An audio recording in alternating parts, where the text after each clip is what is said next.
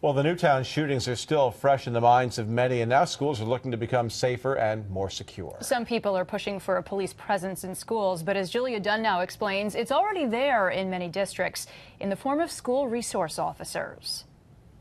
Every guy can't do this job. Sergeant Mark Spain's walked the halls of Waterville schools for 7 years. It takes a certain kind of personality to be able to come in here and to acclimate themselves to the environment. He says students see him as a friend and someone to confide in. They don't notice the uniform, they don't notice the gun belt. It's just, I'm another piece of the high school. A full-time sergeant, Spain works at the school 3 days a week. So a lot of what you do isn't exactly physical intervention, it's more social work. There's kids that come in my office that tell me they do things wrong just because they need somebody to say, don't do that, because they may not have that person at home. And working in this preventative capacity is how Sergeant Spain keeps the hall safe and trouble-free. The position that Sergeant Spain serves is funded by both the police department and the school.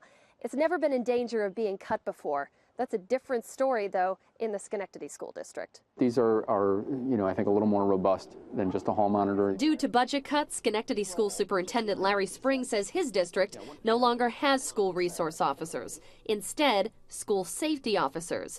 The difference? It's usually a specially trained school staff member, not an active police officer. A lot of times, a police officer has, that immediate presence. They're wearing a uniform, they've got a badge, they've got a gun.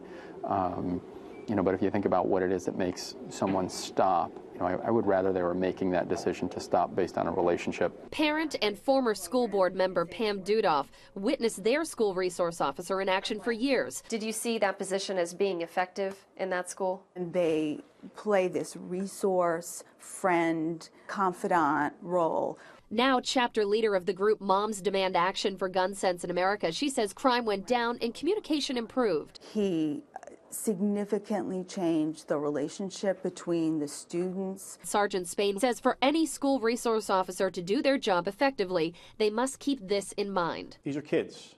They're not adults. You have to be a little bit more patient. Julia Dunn, CBS 6.